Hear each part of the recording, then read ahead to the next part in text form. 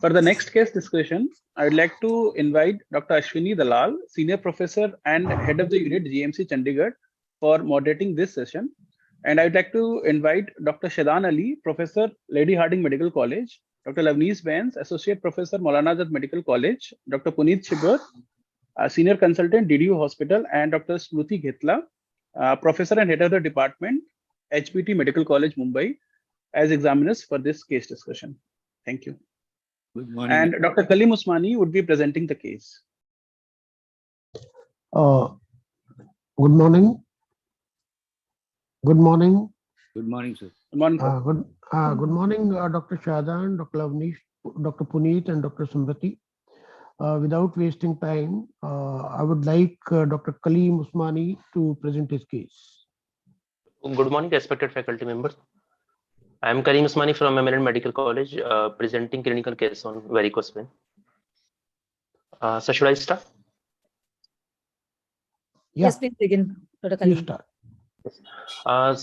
Patient Mr. X, 38-year male, security guard by occupation, from Rewa, Madhya Pradesh, from upper middle class by socioeconomic status, presented to our OPD with the chief complaint of multiple swellings in left lower limb since 2 years, pain in the left lower limb since 18 months, discoloration of the skin over left leg since 6 months. History of presenting illness: patient was apparently asymptomatic 2 years back, when he noticed the multiple small swellings along the inner aspect of left lower leg, which were insidious in onset, gradual, progressive in nature, that progressed till upper thigh in around 1 year. Swelling used to increase during daytime while standing and walking. Swelling reduces and after some time disappears on lying down. Patient also complained of dull aching pain in left calf region for last 18 months. Pain occurs during evening time and on prolonged standing, and relieved on lying down and on taking oral medications. There is no history of rest pain, night cramps, or relief on further walking once patient develops the pain. Patient also noticed the brownish pigmentation of the skin over left ankle that was insidious in onset and progressive in nature, which progressed to the lower leg. There is no history of edema. There is no history of itching in the leg, no history of night cramps, no history of fever, no history of swelling in the abdomen, pain in the abdomen, or constipation, no history of trauma, immobilization, or hospitalization. There is no history of wound on the lower limb. Treatment history: patient is using the compression stocking for last 1 year, but he is not satisfied with it as it is not causing significant response. There is no history of any operation for this, no history of any injection treatment in the swellings. Past history: there is no history of similar complaints in the past, no history of previous surgery, no history of pain and swelling in the calf in past, no history of any wound on the leg, no history of prolonged immobilization, no history of diabetes mellitus, hypertension, asthma, or tuberculosis. Patient is of mixed diet. There is normal appetite and sleep, regular and normal bowel and bladder habit, no drug addiction or substance abuse. Patient is a security guard by occupation and he has to stand for 8 to 10 hours per day continuously. There is no significant family history of any vascular disease. To summarize my case, a 38-year male patient, security guard by occupation, presented with the complaint of multiple swellings in the medial side of the left lower limb since 2 years, which were insidious in onset, gradual, progressive in nature, that used to increase on standing and relieved on lying down, that was associated with dull aching pain in left leg since 1.5 years. He noticed the brownish pigmentation of the skin over left lower leg since 6 months. There is no history suggestive of deep venous thrombosis, no significant past history or family history.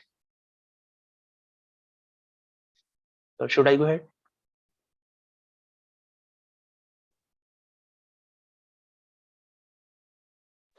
You continue your case. Yes, yes. On examination, informed consent taken from the patient for examination. Patient was examined in a well-lit room and or normal temperature room. Patient is fully conscious, well-oriented to time, place, and person. Vitals: pulse is 76 beats per minute, regular with normal volume and normal character. BP is 126 by 78 mmHg in left arm on sitting position. Respiratory rate is 14 per minute. Temperature is febrile. Height of the patient is 170 centimeter. Weight is 80 kg. BMI is 27.7. Build is mesomorphic. There is normal gait, no pallor, icterus, cyanosis, clubbing, or edema, or lymphadenopathy. On local examination, inspection, patient was examined in standing position and supine position for few specific tests. with both lower limb exposed from umbilicus blow. Attitude of the limb is the normal. There is no deformity in the limbs. There is no apparent local gigantism. Local multiple dilated veins on the left lower limb, on medial aspect of the lower thigh, and on medial aspect of the leg, and in front of medial malleolus. There is a pigmentation of left leg more marked that is on ankle. The skin is not stretched or shiny, and there is no eczema. There is no ulcer, scar, or loss of hair or scratch mark.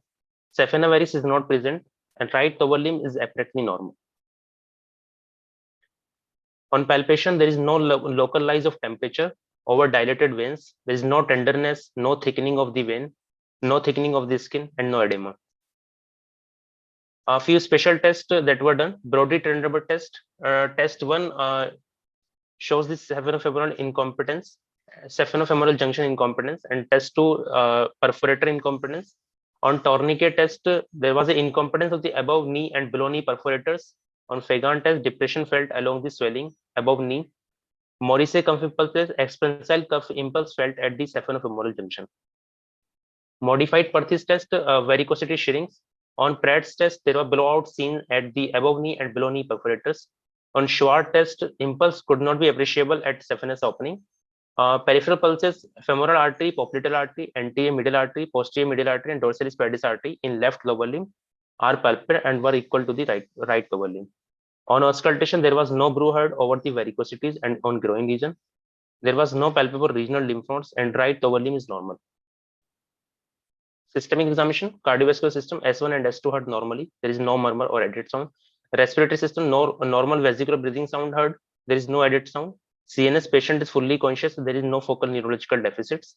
Per abdomen, there is no distension, no organomegaly, no palpable mass or bowel sound is present. On the basis of history and clinical examination, my provisional diagnosis varicose vein of left lower limb of primary etiology involving great saphenous vein with saphenofemoral incompetence and above knee and below knee perforator incompetence with pigmentation of skin.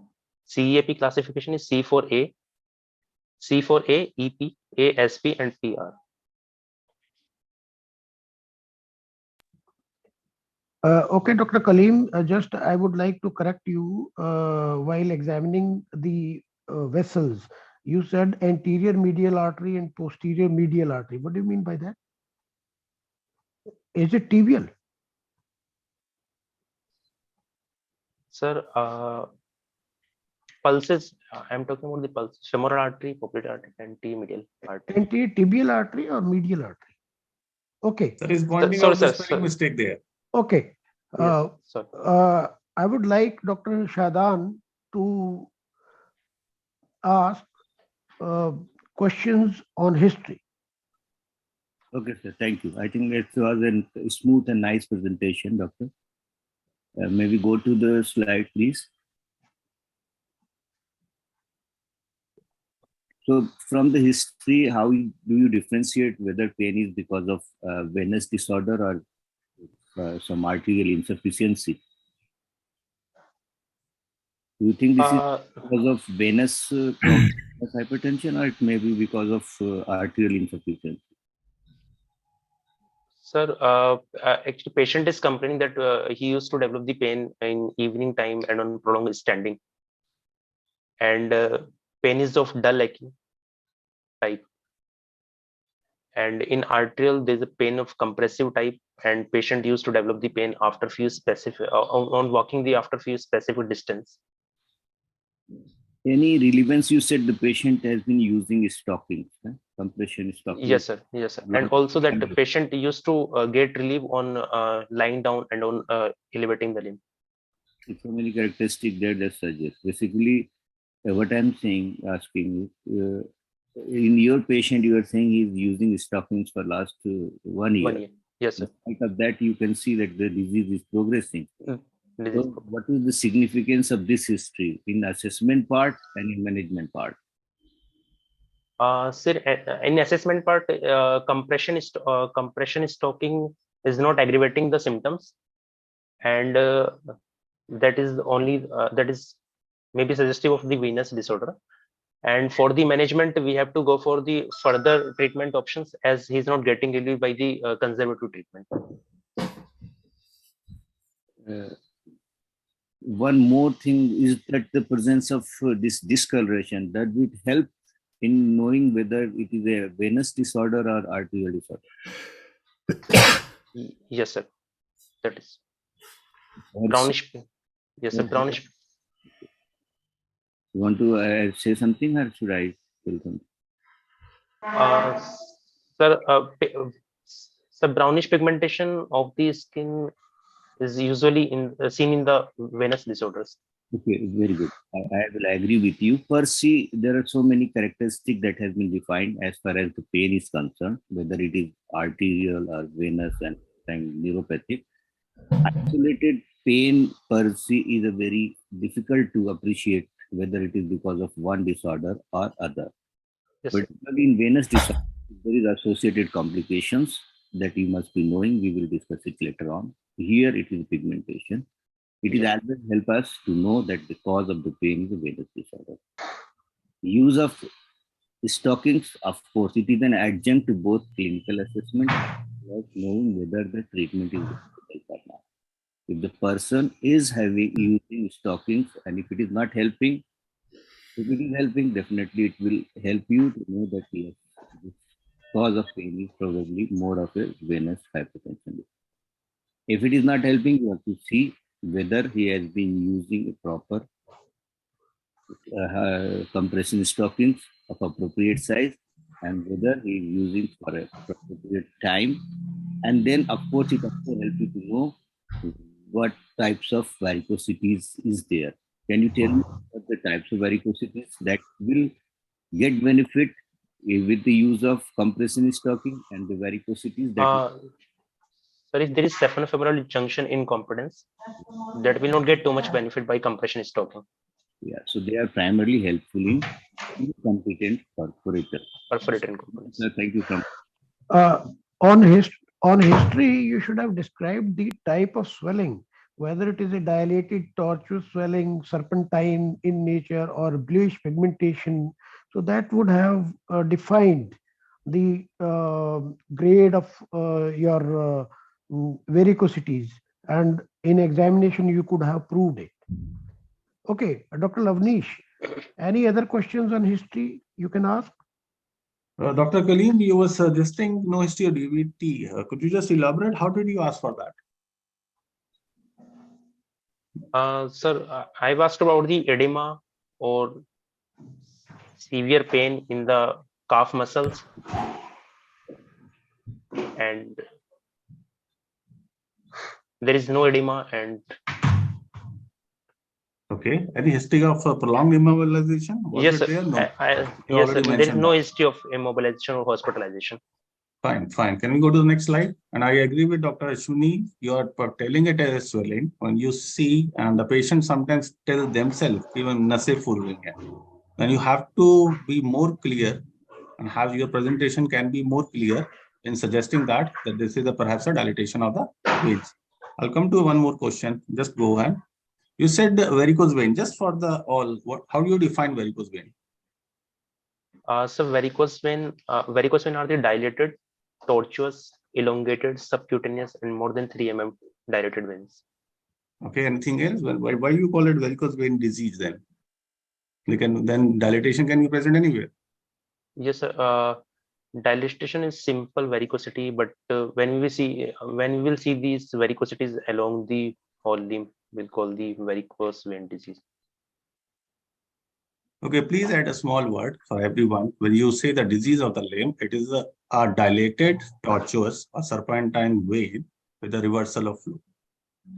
That word is pretty much important for everyone to understand why you call it a varicose vein disease for the limb. Varicosities can be present anywhere else. Here in the lower limb, it is characteristically the reversal of flow which is causing the entire problem. It is not going one way, it is going two way. Yes. Okay. Okay. Yes. Any other examiner want to ask any other question in history so that we can come on to the examination part?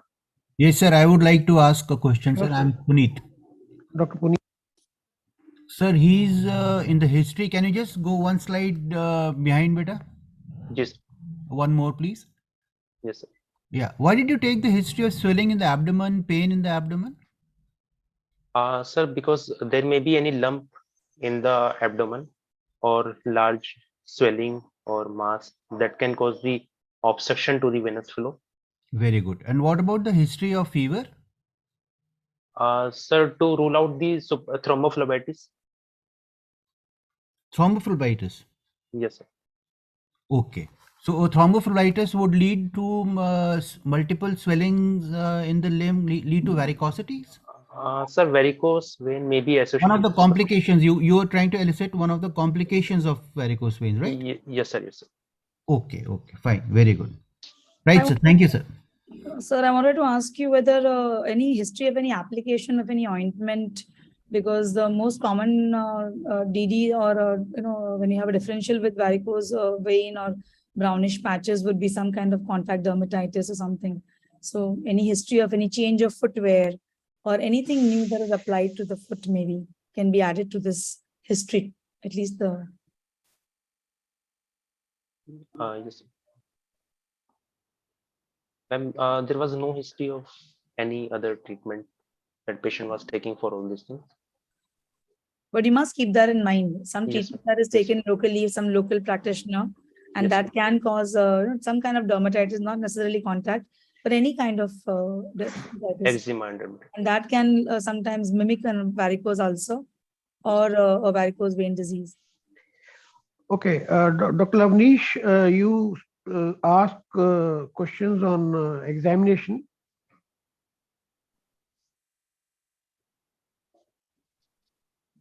Dr. Lavnish. Yes, sir, I'm there. Can you go to the next slide here? Examination slide. General physical examination. Fine. Yeah. Local And examination. do you have this picture? Do you have an entire picture up to the entire limb? Sir, I have picture of entire limb. Actually, there are some multiple varicosities on medial aspect of thigh also. That I And why you are not taking the other limb? I appreciate that you have mentioned the other limb is normal.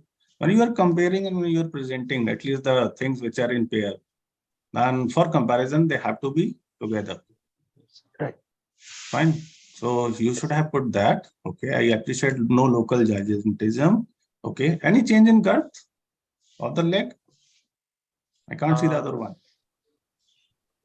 Sir, girth was normal. Means equal. It's better you put next time both the limbs together for comparison. Even if you are presenting to the examiner, expose both the limbs for comparison. Dr. Kaleem, did you measure the girth? No, sir. For comparison with the other limb? Why is it important? So because there may be presence of edema in case of lipodermatosclerosis or so is it edema only or venous congestion in the muscles? So venous congestion in the muscles also, and thickening of the skin also, that will lead to the increase. Yes. So it should have been taken or noted down the exact measurements. Dr. Lavnish, you can continue, please. Yes, sir. Okay, you said Sefna Varix not present. Dear, I cannot appreciate that. Okay. Okay. Do you have one picture? All the varicosities or the so-called swellings are on the medial side and the lower limb. Do you have anything on the lateral? Any picture showing posterior? Sir, no, sir. There is no. Okay, just tell me. It is only on this side, the medial side. Sir, on the medial aspect of the leg and medial aspect of thigh. And anything on the lateral part? No, sir. Okay. Anything on the posterior? No, sir. Okay, fine. Next, please. And what is the area of your pigmentation? You said the pigmentation. Could you please properly define that? The area of pigmentation. You can go back to the back slide. Last slide. Sir, yes. Lower leg, ankle, and foot. Lower leg, ankle, and foot. Why this is prominent always here? Why this pigmentation? So because there is pooling of the blood due to gravitation, there is a pooling of the blood in the lowermost part, and that leads to the venous hypertension. That leads to the that reflects into the microcirculation also, and then there is a hemocytin deposition into the skin and melanin deposition into the skin. Okay, that's the pathophysiology. Yes, sir. And as there is only skin and indirect contact to the bone, there is very few subcutaneous fat like that, and so that appears very well in the lower leg. Okay, so right now, the entire column, the venous pressure. Now, at this point, it is the highest, the venous hypertension. What is this area known as? That is The what this area Gators, is known as? Sir, Gators zone. Yes, this is known as gator. This is GAI.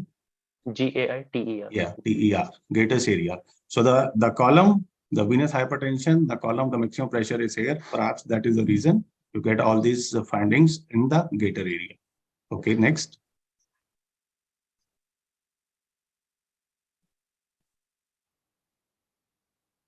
Neera, could you tell me the great saphenous vein is dilated or not? Yes, sir.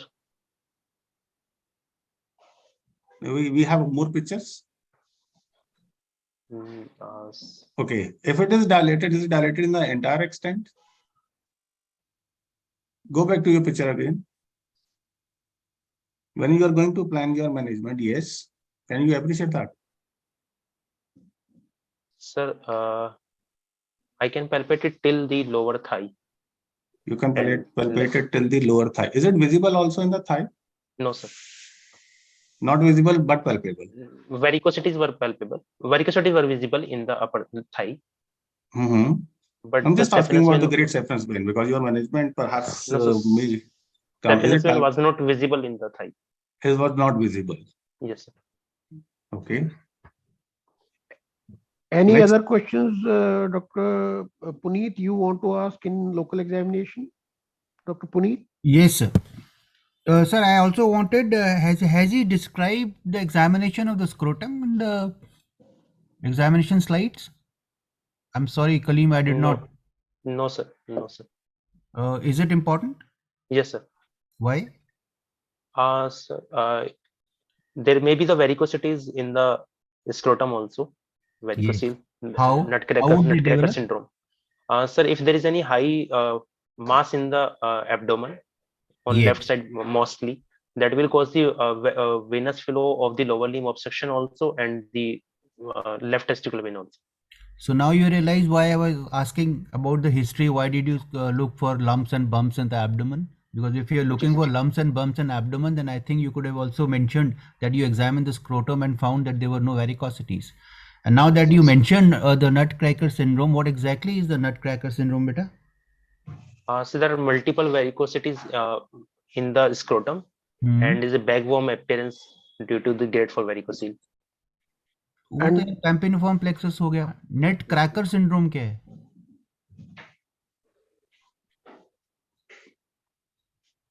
Dr. Puneet, you can elaborate. Yes, sir. So nutcracker syndrome is basically the compression of the gonadal vessels between the aorta and the superior mesenteric artery up in the abdomen. Right. And since the gonadal vessels, they get compressed, therefore you have varicosities down below. And right? Moreover, for total examination, apart from seeing the dilated veins, you rule out any mass in the scrotum which may cause retroperitoneal lymphadenopathy and leading to secondary varicosities. Right, Yes, Dr. Samriti, any other question you want to ask in local examination? Dr. Samriti. I think all the examiners have covered up all the points. We can go to the next point. So. Similarly, I will just add, like Dr. Puneet has commented, it's important for the scrotum. And when you're looking at the inguinal region, please put a comment on the inguinal lymph nodes also. Sometimes that is a cause of the compression also. Okay, before we switch on to the special tests which are to be done in varicose veins, I want to ask Dr. Kaleem, what is the pressure gradient at the Gators area in the venous system? Sir, it is around 5 to 10 mmHg normally. 5 to 10 mmHg is there in the right heart, in the inferior vena cava. In the Gators area, I'm asking. It is the maximum. It is 200 millimeter of mercury. That is why the calf muscles, they have to work to push the blood up. Yes, sir. Okay. That's right. Anything else you want to ask Dr. Shadan about the special test which he has done. Yes, sir. The I will varicose vein. go to the slide on the special test. Yeah. Next slide, please. Okay, in this previous test, what is the limitation of this modified Perthes test when it may not be helpful? And in this case also, I will suggest. Sir, in the high venous obstruction, high deep venous obstruction. Actually, first slide. Sir, sir, last slide. Previous slide, please. Yes, sir. What is the finding on your test 2 and tourniquet test? So, in test 2, so perforator incompetence at below knee and. So how will you overcome, isolate those incompetent perforators from deep venous system? If they are incompetent, and if you will do modified Perthes, what will happen? Even if the lead to, if the perforator incompetence is there, yes, sir. It will be like a model test 2 group. They will lead to dilatation of the superficial venous system always. You will not be able to appreciate whether the deep venous system is patent or not. Is it so or not? Yes, sir. How it is different? It will be just like a tourniquet test with modified Perthes. How do you do modified Perthes? Sir, I will tie a tourniquet just below the saphenofemoral junction, and with patient standing and dilated veins, and I will ask the patient to walk for 3 to 5 minutes, and we will observe for the shrink of the varicosities. So why if patient in one test of the tourniquet, you are saying there is a dilatation. In other modified Perthes with the same method, you are saying they are shrinking. Is it possible? Until unless your perforators are competent, with modified Perthes is not any benefit. That is where you should be doing Perthes test. What is the precaution you have to take, and what is the important thing that you have not asked in this patient in history and in examination before doing your Pratt test or Perthes test? Sir, if there is an acute DVT is present, then the acute different scenario they will be present. You think this is the actual presence of obstruction in DVT that causes varicose vein, or it is some different mechanism? Sir, the damage of the wall at the junction of deep vein and perforators. During recanalization, in acute obstruction, you will be able to appreciate these varicosities. There will be swollen limbs, so many signs. It will be like acute limb. So what is the important things in examination you have to do before you do any kind of test that required your application of bandages like Perthes, classical Perthes, and Pratt test? You have done Pratt test in this patient? Yes, sir. So what is the important to be considered before applying this? Sir, you have to always rule out any presence of arterial insufficiency. We should also actually in the morning lecture, Dr. Parvinder Lal, vascular evaluation should always consider in toto. It should not be neglecting one. And if there is a perforator incompetence, this modified Perthes will not be considered. That is all from. Yes, apart from all these tests to rule out the vascular insufficiency, you have taken all the pulses. You should have taken the capillary filling pressure also, and also the flow in the veins. What is the flow in the veins? It is from below up or from above down to rule out any obstruction in the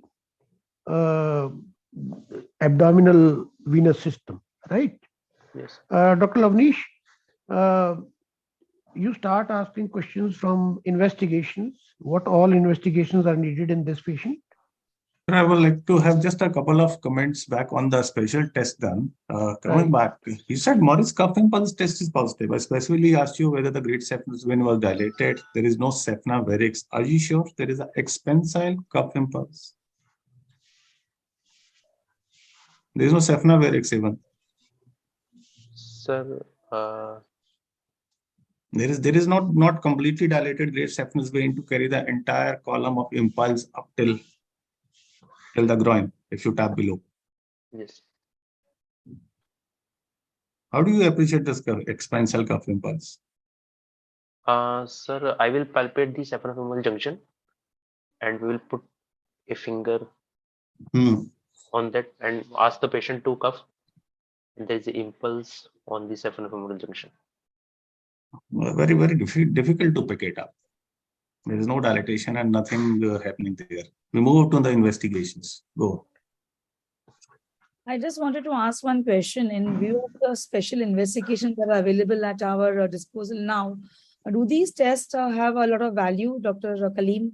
Or is there a fallacy in these tests as against the special investigation that you already mentioned earlier?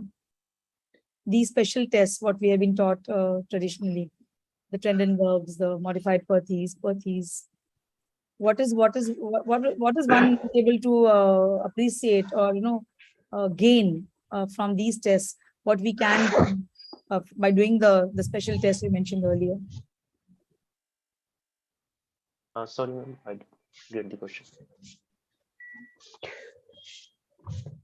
Madam, can you elaborate upon that? I wanted to ask him what is the. You can answer this. You can answer what this. happens is the reflux is the most important thing that is there. We can have varicosities and the complications of varicosities in terms of color changes and the lipodermatosclerosis, etc. But to find out the reflux, I think it's important to do the special tests like the one that he has mentioned earlier, the Doppler studies, etc., which is not always very possible to demarcate in terms of these special tests clinically. And our management, yeah. Still, these special tests are complementary to our investigations like Doppler. So, if there is any fallacy in the subjective feeling in Doppler or the person is not competent, so that can be obviated by these special tests. So, they need to be done. Dr. Avnish, can you continue with your investigation questions? Yes, okay. Modified Perthes. What is Perthes then? Sir, in Perthes test, we will first we will ask the patient. First, we will put a tourniquet just below the saphenofemoral junction, and we will tie a compression bandage from the below to the upward till the saphenofemoral junction. And in modified Perthes, you will put a tourniquet also. You will put a bandage also, or either yes. of them. Yes, sir, both of them.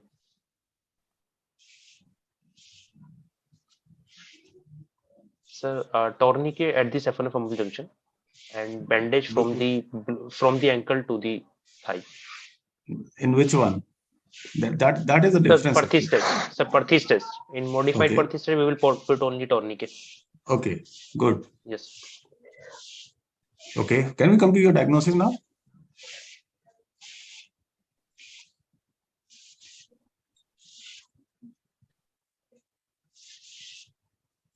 You made a provisional diagnosis involving great saphenous vein. This was made on the basis of your Brody-Trendelenburg test? Yes, sir. Fine. Now, what investigations you will go ahead to confirm all this? This is all clinical. Madam has already pointed out there can be fallacies in that. So for the diagnosis purpose, we will first order the duplex scanning of the left lower limb. What is that? So duplex scanning is the Doppler plus USG B mode of the lower limb, where we will see the reflux in the vein and perforators and saphenofemoral junction by Doppler, and we will see the function and anatomical status of the vein by USG scan. How will you say it is a reflux or a pathological reflux on the duplex scan? Sir, by Doppler, if there is a dilatation of the vein or the reflux for more than 0.5 seconds, yes, at this saphenofemoral junction, or there is a dilatation of the perforator more than 3.5 mm, or there is a reflux in the perforator for more than 0.5 seconds, or there is a reflux for more than 1 second in the proximal deep vein, then we will call the reflux. So do remember that. That's the radiological evidence that this much period the reflux should be there. You mentioned one more thing, B mode. Could you just elaborate on that? So Do USG believe B as from mode, my time, USG, examiner's favorite question. Yeah. so USG B mode is to see the functional and anatomical status of the vein. What exactly is B mode? Any idea about that? So patency of the, we will see the compressibility of the vein, patency of the superficial vein, patency of the deep vein, reflux in the vein, and there is any obstruction in the venous system, and what is the status of the vein if you are planning, if we can take that vein for any other treatment like CABG. Okay, you will see for the thrombus also. Yes, sir. For obstruction. Okay, I'm asking what exactly B mode. Yes, you are right. Whatever you have said, these are the things you are going to look in the ultrasound Doppler. Any idea what is B mode? B stands for. Is there any A mode also? C mode? No, sir. M mode, B mode. Pardon? So there is M mode, B mode. Dr. Lavnish, you can ask. You can answer this question. Okay, the B is for brightness. The waveform which you see on the scan, yes, okay, that is a reflection in terms of the brightness. So B stands for brightness, like you said. M I not remembering, but A is for amplitude. Okay, yes, that is a waveform amplitude which depends. So these are different modes of ultrasonographic Doppler. So do remember that. C is also there, but C is perhaps a combination of A and B. Right. Okay. Any other question you want to ask in investigations? Sir, may I? Yes. Dr. Puneet, yes, you sir. can ask. Kaleem, beta, can you just tell me about one fallacy of the Doppler ultrasound which we need to overcome before we take the report to its face value? Sometimes, see, it is an observer dependent report, right? But there should be a particular way of doing it. If you can take the hint. Yes, sir. We will ask we have to do it in the standing position. Yes. Why? So because vein will be dilated and the venous status will be very clear in the standing One position. reason, and supposing they do it in the supine position, what so can there happen? will be unidirectional flow, and vein will not be dilated in the supine position. See that the ultrasound can tell. What the literature says is that when the person is lying down, sometimes the walls they remain open, and Yes, sir, you might have a reflux which might not actually be pathological. So whenever you do a Doppler, you should always tell your radiologist friend कि यार इसको सीधा करके खड़ा करके इसका करो. That's right. You've already done the tests, and now you want to kind of confirm your diagnosis and your plan, right? Yes. So all these tests should be done with the patient standing up. Standing position. Yeah. Thank you, sir. Dr. Puneet, you start with the treatment part. Yes, sir. Yes. Okay, right, sir. So what are the modalities of treatment, Kaleem, available for us in this patient? Sir, as patient have not responded to the conservative therapy. Have you really asked what kind of compressions did he use? Sir, he was using the compression stocking. No, what kind of? See, there is a particular type of compression stockings that have to be made. You know, there are many methods. I'm sure you've heard of something called the Unna boot, and you've heard of this. So there is something called a graduated compression stocking. Yes, sir. Yes, sir. Was he wearing a graduated compression stocking, or was he just wearing that crepe bandage kind of a thing and compression? Sir, he was using the compression stocking, sir. That he has to wear. Yes, sir. That he has to wear and was prescribed by doctor. Okay, so he says that he was not happy with it. Did you see that compression stocking that he was wearing? No, sir. You did not see that. Okay, fine. So what next will you offer now to him? Can I ask a question in between, Dr. Yes. I wanted to ask you when you talk about graduate, like sir was asking, Dr. Puneet, when you talk about graduated, how much should the gradient be, and do you check? Is there any way of checking it? Because there should be a gradient between the lower limb pressure as well as the upper limb pressure. Only then the stocking is called graduated. Otherwise, like sir was saying, the crepe bandage will have a uniform pressure throughout. Is there any way of knowing it? Or how much should the gradient be for it to act like a venous pump? My pressure should be around 25 to 35 mmHg. That is the pressure, but the gradient, the difference in pressure between the ankle and the upper limb, because that is what you want in a graduated, like sir was asking. So it should be at least 30 to 40 millimeters of mercury difference should be there between the lower ankle pressure and the one that is there in the thigh or the upper limb. Only then with the vein will be unidirectional and the flow will be in the right direction. It cannot be uniform throughout. Sorry. That's right. You continue, Dr. Puneet. So I think Kaleem, I'd asked the question, what next would you offer to him?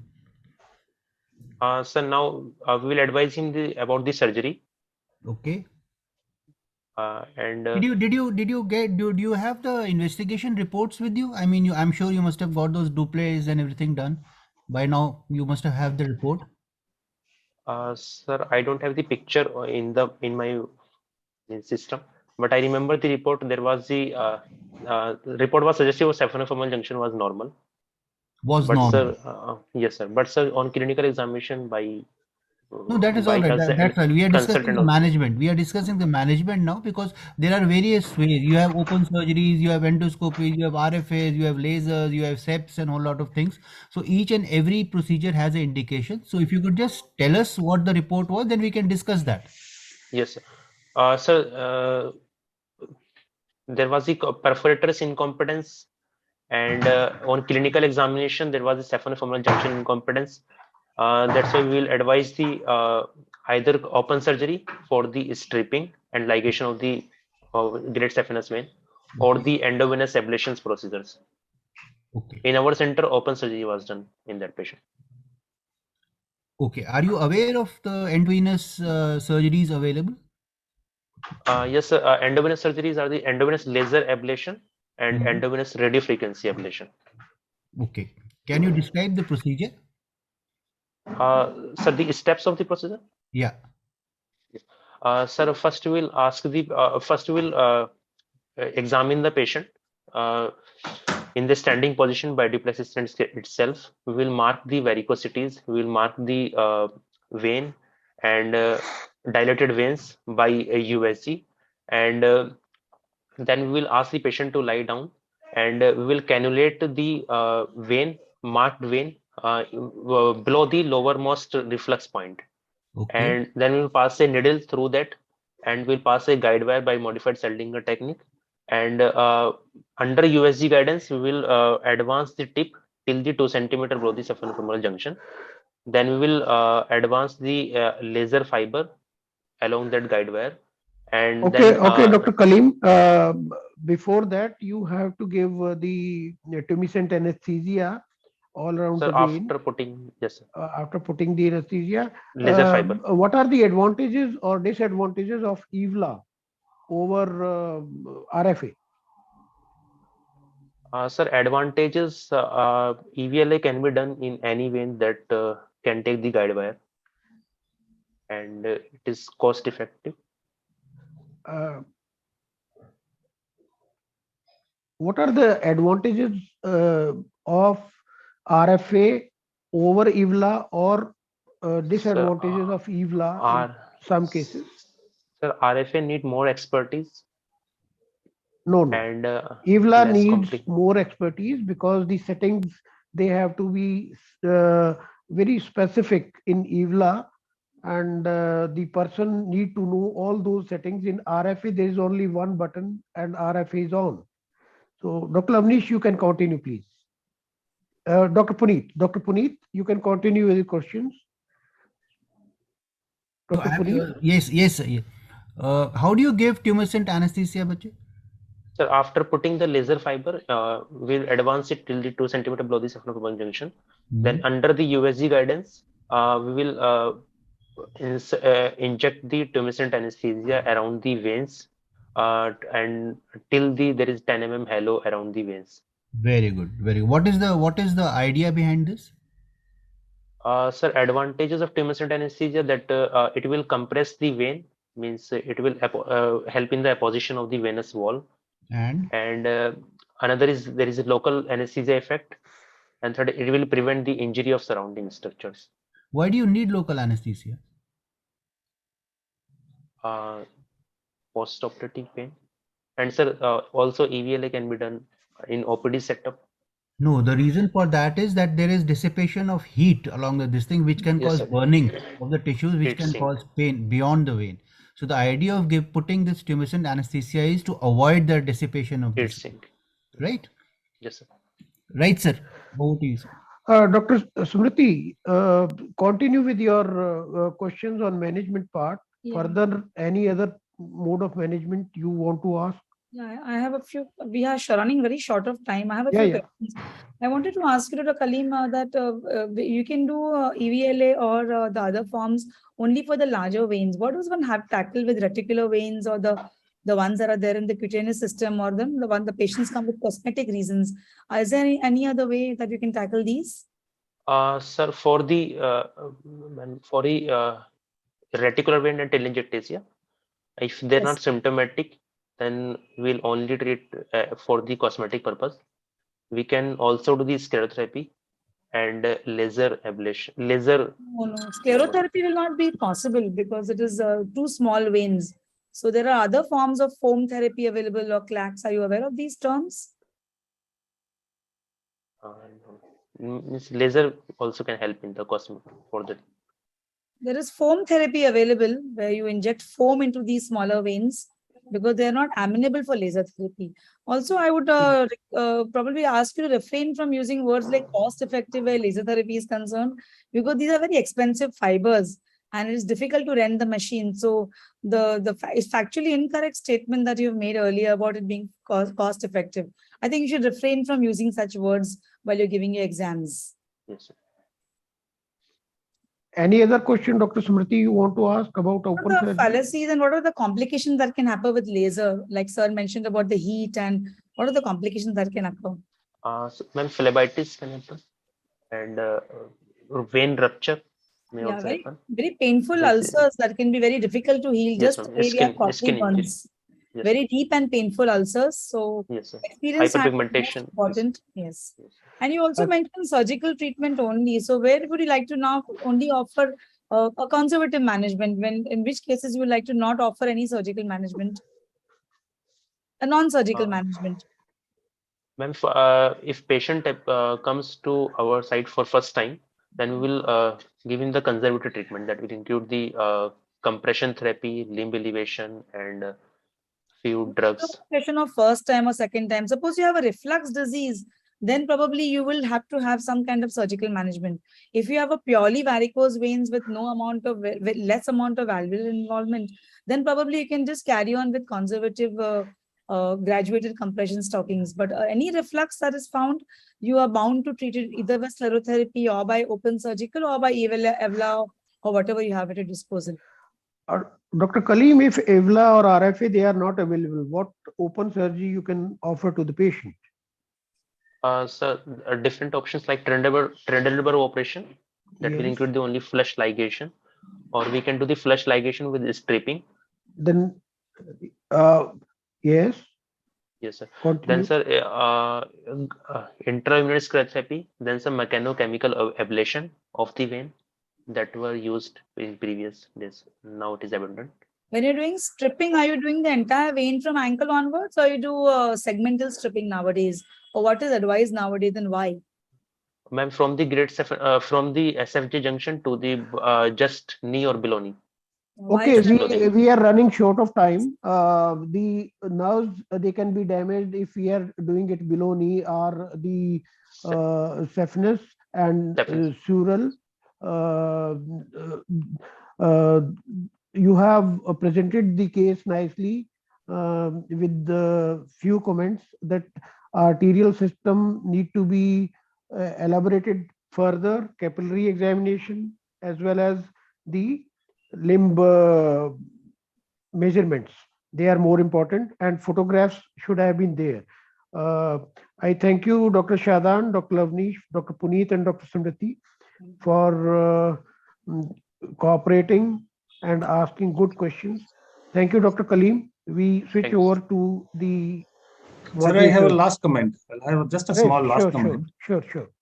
Okay. Dr. Kaleem, you said the patient did not have any radiological evidence of saphenofemoral incompetence. Yes, sir. You went with the ahead with the surgery. It will be very difficult to Sir, convince. Please sir, understand. Hold on. Sir, on clinical examination, there was that done by consultant and us. Could you There was have highly gone stepwise? Could you have gone stepwise that whatever the radiological evidence is can be taken care of it, and if the patient is not benefited, then you have a proper counseling of the patient.